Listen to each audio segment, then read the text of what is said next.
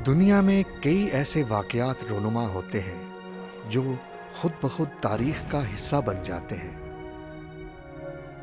जिनसे माजी, हाल और मुस्तकबिल का दर्स मिलता है। ऐसे ही वाक़यात में एक तक़सीम हिंद में मुसलमानों की हिजरत है। सदियों तक साथ रहने और एक दूसरे की खुशी गम में शिरकत करने वाले पलक झपकते ही जान के दुश्मन बन गए। तक़सीम हिंद दास्तानों की ऐसी किताब है जिसका हर सफ़हा खून के आंसू रुलाता है। घर छुटे, जायदादें लुटीं, बेटियां कुएं में डूब मरी, तो कहीं बाप औलाद को बचाते बचाते दम तोड़ गया। लुटे पिटे काफले, बिछड़ने वाले प्यारों को ढूंढती आंखें, इंतजार, उम्मीद और वसवसों के साथ नई जिंदगी की इब्तिदा। हिजरत की इन्हीं कहानियों में से एक कहानी सूफी अल्लाह दिता साहब की भी है, जो जालंधर से हिजरत करके लाहौर पहुंचे। मेरा नाम अलहाज सूफी अल्लाह दिता है। जालंधर शहर की मैं पैदाइश हूँ। शहर की मोहल्ला पक्का बाग, बेरिया दर सिंह, वहाँ का मैं रहने वाला हूँ। और उस जगह एक कारखाना था, उसमें मैं निगल पॉलिश का काम करता था। भाइयों को शौक़ था कि मैं इसको पहलवान बनाऊँ और अच्छी सेहत इनकी बनाऊँ, तो वो मुझे रोज़ कंपनी बाग साथ था, वहाँ ले जाके रोज़ जालंधर मोतीचूर वाले हमारे हमसाए थे, वो भी साथ जाते थे। उनको शौक़ था इसको पहलवान बनाए, तो रोज़ मैं वर्जिश करवाते थे। सो मैं अच्छी जान में था। वाले साहब जो मेरे थे वो फ़ौज में थे। दोनों जंगें अजीम उन्होंने लड़ी हैं, जंग अजीम अंग्रेज़ गवर्नमेंट के जर्मन के साथ है। तो उसके बाद में वो रिटायर हो गए। रिटायर होने के बाद में वो फिर मोहल्ले में एक सिर्फ लालटेन लगी होती थी जो मिट्टी के तेल की होती, छोटी सी, तो उसमें अंधेरा भी होता था। रात को 12-12 बजे तक हमें परेडें कराते थे। मोहल्ले के जितने लड़के थे, जवान सबको परेडें कराते थे। और दिन में जाके ना वो माल रोड की तरह एक बाज़ार था, रेलवे बाज़ार, हमारे मोहल्ले के बिल्कुल साथ टिक्का राम की बहुत बड़ी कोठी होती है, यानी कि 7-8 कनाल में थी। तो उसने वहाँ शुरू किया जी, हमने कांग्रेस पार्टी बना ली है। अभी कोई किसी जगह का नाम तो था ही नहीं। हमने कहा ठीक है, जलसा आज जी, टिक्का राम ने जलसा करना है। मेरा बनोई मौलवी साहब थे, 5 टाइम के नमाजी थे, और वो भी उधर जलसा सुनने जाते थे टिक्के राम का। तो हम भी उधर जाना शुरू हो गए, और भी मोहल्ले वाले, साथ साथ मोहल्ला था ना, ये हिंदुओं का ये मुसलमानों का, वो सारे मुसलमान जाने शुरू हो गए। तो बाद में सन 42 में कैद आज़म साहब मोहल्ला करार खां में आए जालंधर में।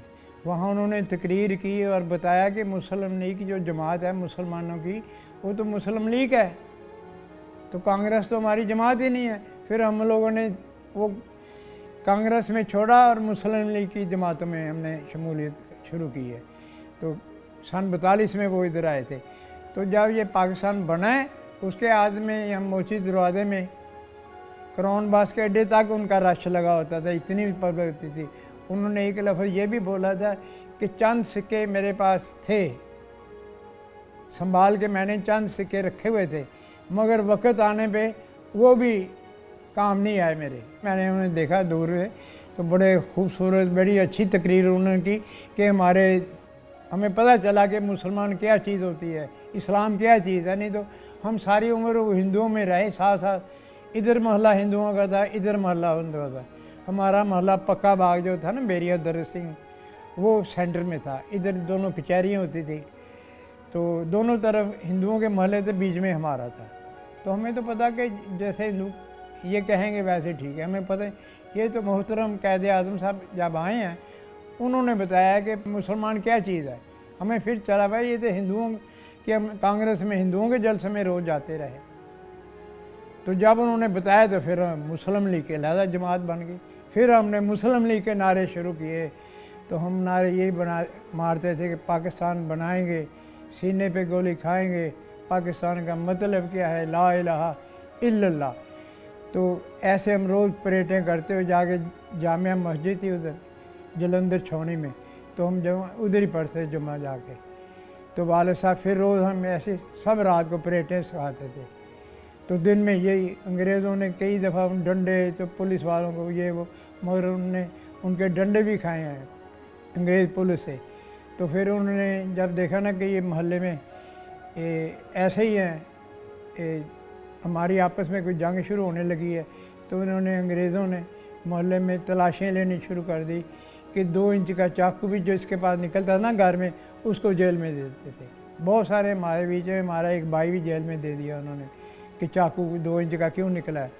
तो सिखों के पास तो कृपानें होती थी, जब जेल से जरा बाहर निकलते थे, चलो भी निकलो, जब निकलते जो भी बाहर एक तलवार वाला खड़ा होता था, वो गर्दन, भाई मेरा उधर से बच के निकल गया, उसकी किस्मत अच्छी।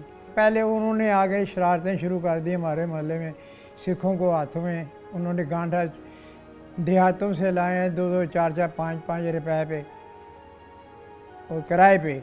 उन्हें रोटियां खिलाई हैं, हरी सिंह की कोठी थी, हरी सिंह की कोठी में ला के उन्होंने उनको खाने खिलाया, उनको बरगलाया कि इनके साथ दुश्मनी है हमारी, हम तुम्हें अलहदा खालिस्तान देंगे। ये सारा किया हिंदुओं ने, तो सिखों के साथ हमारी कोई दुश्मनी नहीं थी, मगर सिर्फ उन्होंने बरगलाया क्योंकि हरी सिंह तारा सिंह का कोई रिश्तेदार था, तो उसी की कोठी में ये होता था। तो फिर उधर से जुलूस वो निकालते थे सिखों को साथ लेके बरगला के। तो हम लोग फिर जब उन्होंने पहले ज़्यादती की तो हमें भी पता होता था कि इन्होंने हमारे उधर इतने मुसलमानों कुछ कहा है, तो हम भी फिर मजबूरन निकलना पड़ता था उनके लिए। तो जब पाकिस्तान अभी नहीं बना था तो पाकिस्तान का उन्होंने ऐलान किया कि पाकिस्तान जो है दिल्ली तक बन गया। मैं कारखाने में काम कर रहा था, मैंने अपने कानों से सुना है कि पाकिस्तान दिल्ली तक हो गया है। हम सामान खोल के आराम से बैठ गए। एक ही रेडियो होता था मोहल्ले में, जो कारखाना था नवाब छपेगार का। तो वो जब उधर से घर आके मैंने कहा भी सामान खोल दो आप, तो दिल्ली तक हमें पाकिस्तान मिल गया। जब वापस मैं कारखाने चला गया, फिर घंटे के बाद आवाज़ आई कि लाहौर तक रह गया। जब ये लाहौर तक रह गया आवाज़ आई है, तो फिर उन्होंने हिंदुओं ने और आते उठा ली डांगे। तो क्या क्या मोहल्ले में साथ उनकी हो गए, पुलिस भी, मिलिट्री भी उनके साथ। उन्होंने मुसलमानों को अंदर से निकाल के मारा। तो हमारे पास तो कोई हथियार ही नहीं था, हथियार तो सारे उनके पास थे क्योंकि उन्होंने सिखों के साथ मिला लिया था, नहीं तो सिख इनके साथ नहीं थे। तो वहाँ पानी भी जो बिकता था ना स्टेशनों पे, वो ऐसे ही बिकता था, हिंदू पानी, मुसलमान पानी, हिंदू पानी, सिख का तो नाम ही था। इन्होंने सिखों को बरगला के साथ लगाया है। तो उसके बुलाने के बाद में सिखों ने फिर जब इनके साथ निकलना तो इन्होंने सिखों को आगे किया। जब सिखों के साथ हम लड़े हैं तो सिखों ने समझा ये दुश्मनी पता नहीं हमारी है। हिंदुओं ने नहीं इतना जुल्म किया, उनसे करवाया गया है, इन्होंने सिखों से जुल्म कराया। हिंदू इतने नहीं वो बहादुर थे, उनको तो ये मुल्क मिलना नहीं इतना चाहिए था जितना वो ले गए, क्योंकि मेहनत तो सारी हमारी थी। अंग्रेज़ों से आज़ादी हम लोगों ने ली है, डांगे हमने खाई हैं, उनसे मारे हमने अंग्रेज़ों से खाई हैं, तो फिर उनसे पाकिस्तान हासिल किया है। उन हिंदुओं का तो इसमें था ही नहीं इतना, वो तो 25-30 हिंदू हमारे पीछे पीछे लाइन में होते थे। आगे हमारा मुस्लिम लीग का ग्रुप होता था 300-400 बंदे का, 800 का, तो उसके पीछे खाकसार होते थे बेलचा पार्टी वाले, उसके पीछे होता था हरार पार्टी। सड़कों पे वही मारे हैं, तो अंग्रेज़ों ने फिर हमें मारा है, तो फिर हमने उनसे छीना है ये आज़ादी। पहले आज़ादी छीनी है। एक दिन अपने महल्ले से निकला हूँ ना, हरी सिंह की कोठी थी जहाँ वो सिखों को लाते थे बाज़ार से, देहातों से 200-400 रुपया रोज़ का देना, दिहाड़ियों पे लड़ने के लिए।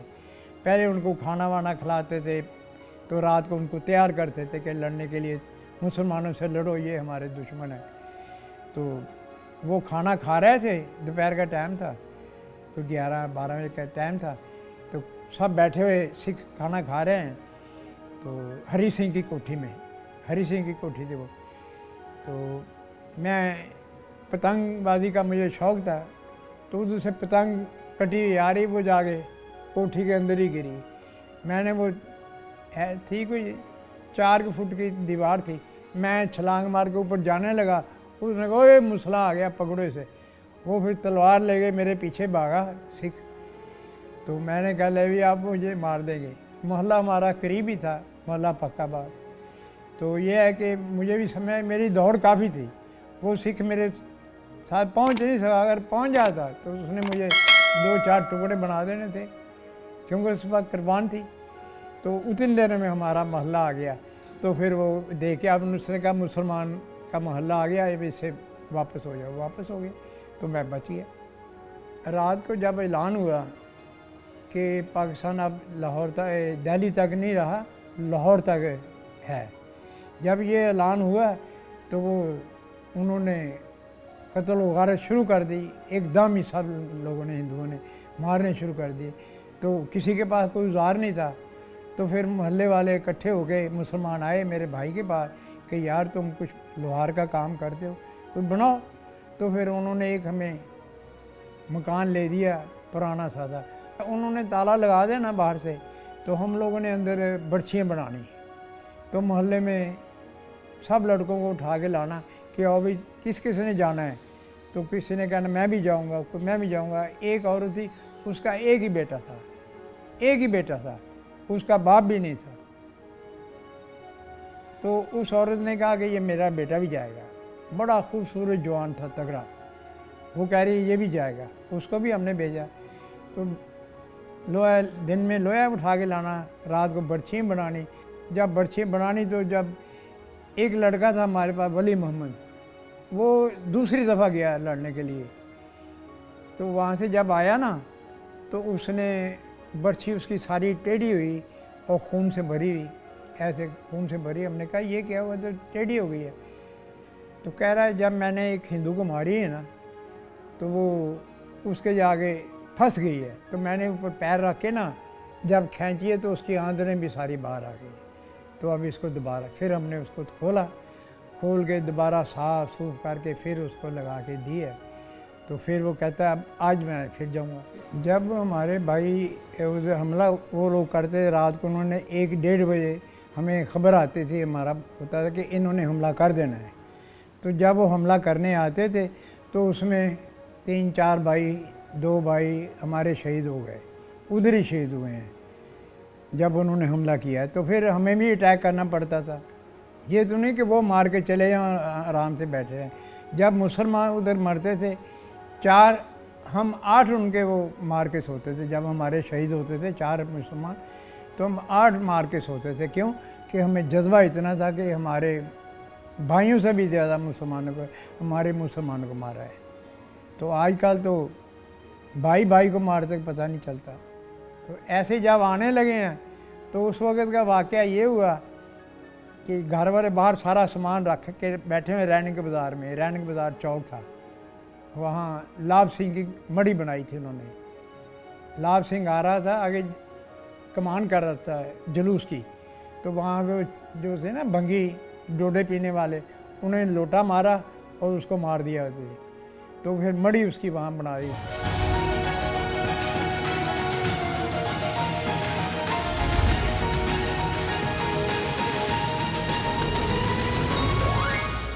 हरी सिंह जो कोठी वाला था ना, उसका ये लाभ सिंह साला था। तो जुलूस निकालते थे तो वो आगे क़यादत करता था, रास्ते बताता है इधर से आओ, इधर से आना तुम लोग, क्योंकि सब लोग देहातों से ये लड़ने के लिए बुलाए हुए थे। हिंदुओं का अपना तो कोई भी नहीं था उधर, सब देहातों से लाते थे बेचारे अनपढ़, जिनको पता ही नहीं कि क्या चीज़ होती है, अनपढ़ लोग। तो जब उधर मड़ी बना दी तो वहाँ सामान हमारा रखा हुआ, जब आने लगे तो घर वाले कहते अब खाएंगे कहाँ से, ऐसे करो चने ही कहीं से ले आओ। मैंने कहा मैं लाता हूँ।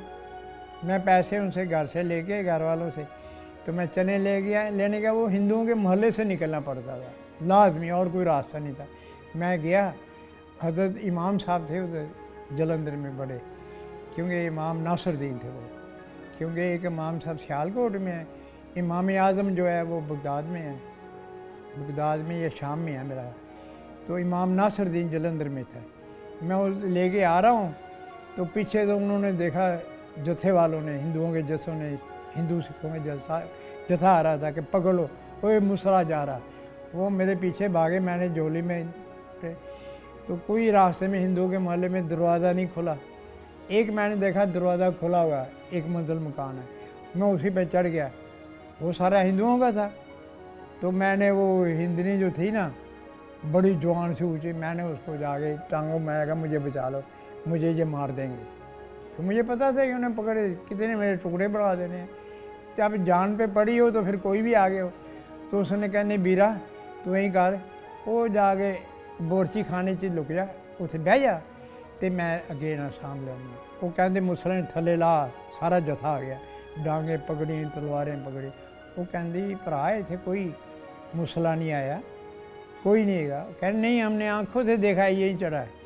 तो आखिर में वो कहने लगे बात सुनो भाई, अगर वो मुसला होता हम खुद मार देते, क्योंकि हम हिंदू हैं, हम खुद मार देते। इधर आए ही नहीं है। कहने अच्छा, कह के वो चले गए। तो फिर कहने लगी आप आ जा। अच्छा, उस औरत ने दरवाज़ा खोल दिया कि भाई अब तुम्हारी किस्मत, अगर बच जाओ तो बच जाओ, नहीं तो तुम्हारी किस्मत, निकल जाओ। तो मैं फिर वहाँ से भागा, हिंदुओं के मोहल्ले में से गुजरता ये कि अल्लाह ताला ने मुझे उधर से बचा लिया। जब हम जलंधर शहर स्टेशन पे आए हैं तो स्टेशन पे गाड़ी में सारे माएँ बहनें मेरी, सारे गाड़ी फंसी हुई थी, ऊपर से भरी हुई थी। सिख आए हैं, उन्होंने वो जो खूबसूरत देखी लड़की, उसका हाथ पकड़ के खींचा। उसकी माँ ने कहा हाय मेरी बेटी, उसने उसी का पेट चाक कर दिया। फिर उस दूसरी के उसके बाप ने भी उसको पकड़ा, और मेरे बेटी को ना, उसने उसी को मार दिया। 10-15 तो मेरे सामने खींच के ले गए हैं। वो लिटी ऐसे प्लेटफार्म पे खींचते हुए ले गए उसको, वो चीखे मार रही है। हमें देख के दुख आता था। तो फिर कुरान पाक सब ने निकाल लिए, पढ़ रहे हैं कि अभी भी सबको मार देंगे।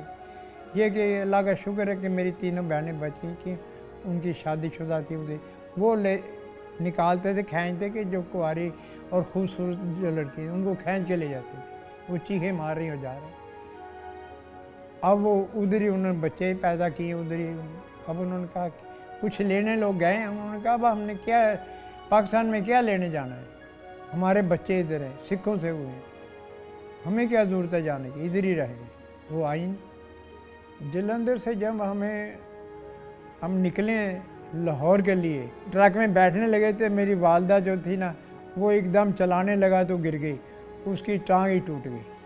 तो ना वहाँ कोई डॉक्टर मिले ना कुछ, वो चीखो पुकार ही करती रही। वहाँ कैंप जो छावनी में बना हुआ था, तो वहाँ वैसे रोते पीटते अपना आप ही दर्द कम हो गई। तो वहाँ से जलंधर छावनी से हमें गाड़ी में लाए हैं। तो सिर्फ हमारी ट्रेन 1 बजी थी। पहले जितनी ट्रेनें आई थी, इन्होंने अटारी अमृतसर के पास है अटारी, वहाँ सारी काट दी हैं, बच्चे भी मार दिए हैं, बड़े बच्चे सब मारे हैं। सिर्फ हमारी ट्रेन इसलिए बची थी कि उनके साथ 2 बलोच रेजिमेंट के 2 सिपाही थे, उन्होंने स्टेनगंज ऊपर लगाई थी। तो जब अटारी आए हैं, वहाँ आगे वो सिख ने कहा महाराज ये इंजन बंद हो गया, ख़राब हो गया। तो वो इसलिए मगर का टाइम था, या अंधेरा हो जाए तो हम ये सारी ट्रेन को काट दें। तो सब लोगों ने कुरान पाक निकाल लिए, पढ़ने शुरू कर दिए, मर तो जाना ही है। तो वह जिधर देखें इधर सिख झाड़ियों में लुके हुए थे, इधर भी सैकड़ों हिसाब से कृपानें पकड़ी। तो इंतज़ार में ज़रा और अंधेरा हो जाए। तो वो एक आर्मी का वो जो था ना बलोच रेजिमेंट का सिपाही, वो उतरा, कहना ये सरदारा की गल हुई, क्यों नहीं चल रहा? कहना महाराज ये ख़राब हो गया है। तो उसने कहा कि मैं 3 तक गिनूँगा, ये चल गया ठीक है, नहीं तो ये गोली तुम्हारे अंदर आएगी। तो उसने कहा 1 2 3, अभी नहीं कहा। उसने कहा ठहरो महाराज मैं चलाता हूँ। बस हमारी किस्मत अच्छी थी। तो वो फिर उसने ऊपर चढ़ा, वो इंजन वो थे जो छिक वो चलते कोले से, वो फिर ऊपर चढ़ा तो बिल्कुल सांस में सांस आया, शुक्र अल्लाह किया। तो फिर यहाँ वार्डन कैंप है, वहाँ लाके हमें उसने उतारा। तो वो बाल्टियों में दाल डाल के रोटी पे रख के दी और सजदा किया अल्लाह की सरजमीन को कि वो ऐसे हुआ जैसे हमें जन्नत से ये उन्होंने दाल और रोटी भेजी है, क्योंकि सारे रास्ते तो वही खाते रहे ना। ये चने उसकी गोली बनानी, कड़वे हो गए थे, उससे ख़राब हो गए थे। तो रास्ते में पानी जो छप्पड़ों में पड़ा होता था, बीच में भैंसें मरी, बीच में मुर्दे मरे हुए, आधा लहू, और नाक को पकड़ के तो ऐसे हमने पानी पीना, क्योंकि बदबू ना आए, गले में चला जाए कुछ, गर्मियों के दिन। और वो फिर वही खा के हम ऐसे मुसीबतों से वहाँ से आए, छप्परों से पानी पी के। ऊपर से भी गाड़ी भरी हुई थी, अंदर से भरी हुई। आंखों के सामने वो सारा सीन आता है, कैसे भैंसें अंदर मरी हुई हैं छप्परों में, कैसे बंदे मुर्दे फिर मरे हुए हैं, तो वो ही पानी पी रहा है नाक पकड़ के। तो कैसे हम बचें कि अल्लाह ताला ने ज़िंदगी दी हुई तो पाकिस्तान में पहुंच गया, नहीं तो जितनी जगह पे हमें उन्होंने रोका और बंद किया है, अल्लाह ताला ने ज़िंदगी थी तो पाकिस्तान में ले आए। जो गाड़ियाँ पहले कटी थी वो जो इधर से बेचते थे ना कैद आज़म साहब, मोहतरम कैद आज़म साहब, कि उधर से मुसलमानों को ले गया, जो रास्ते में कटी थी ना, वो खून से भरी हुई गाड़ी वो वापस आ जाती थी, लाशें वहीं वो फेंक आते थे। तो फिर इन्होंने अमृतसरियों ने इनको भेजा है, लाहौर वालों को चूड़ियाँ भेजी हैं कि तुम ऐसे करो, चूड़ियाँ पहन लो, तुम्हारे बस का काम नहीं, चूड़ियाँ पहन लो। इतना मुसलमान गाड़ियों की गाड़ियाँ उन्हें काट के बच्चे भी औरतें सब मार दिए। तो तुम उधर से जो नेहरू साहब भेजते हैं, ये गांधी साहब, इनकी गाड़ियाँ भरी वैसे साफ आ रही हैं। उन्होंने फिर शुरू यहाँ किया है बदामी बाग में, बदामी बाग में उन्होंने, तो फिर भी उन्होंने क्या किया, यहाँ कटी ना जब गाड़ियाँ, बदामी बाग स्टेशन पे किसी को भी नहीं पता ये भी खूनी स्टेशन है।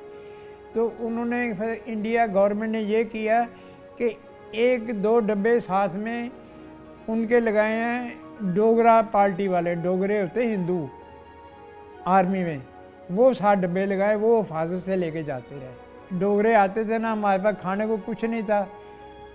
यहाँ मामू कांजन एक स्टेशन है तांदे के पास, वहाँ हमने जाके पहले सामान रख लिया। तो वहाँ से घर वालों ने, मेरी माँ ने, मेरी बहनों ने रोटियाँ पका देनी, दाल पका देनी कि ये गाड़ी में बेच के आओ, तो चलो कुछ जहाँ क्या खाना है, पैसा है कोई, वहाँ बेचने जाना। तो वो डोगरों ने क्या करना है, रोटियाँ भी खा, दाल भी, सब। जब मैंने कहा ले आओ भी पैसे दो, तो उन्होंने उठा के मुझे गाड़ी में, वो मेरा पतीला भी, बाल्टी भी, मुझे भी उठा के नीचे फेंक देना। फिर मैंने घर आ जाना। तो मैंने कहा उन्होंने तो ऐसे किया। तो उस वक्त पैसा तो किसी के पास था ही नहीं, बिल्कुल पैसा नहीं था, गले में कपड़ा नहीं होता था, बड़े फटे हुए कपड़े होते थे। ये तो आप लोगों के पास इतना पैसा आ गया कि 10-10 जोड़े बनाए हुए हैं। ये मूसा खान का भाई था यहाँ, वो हमें लाया था इधर, जो बड़ा भाई था, उसने मुझे भेजना कि जाके ये थैले लाओ, जो ये थैले होते हैं ना आटे के, चीनी के, वो थैले ला के दोगे, उसने मुझे कपड़े बना के देने। और घर वालों के पैसा होता नहीं था किसी के पास। अब तो उनको सब भूल गए हैं कि कैसे मुल्क मिला है, तो कैसे इधर गुजारे हुए हैं।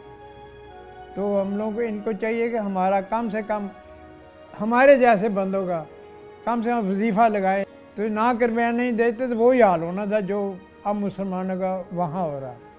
तो इनको चाहिए था हमारे जैसे लोगों के लिए वजीफ़ा लगाएं और पता चले कि हमने इस मुल्क के लिए कुर्बानियाँ दी, तो इस मुल्क ने हमें क्या दिया।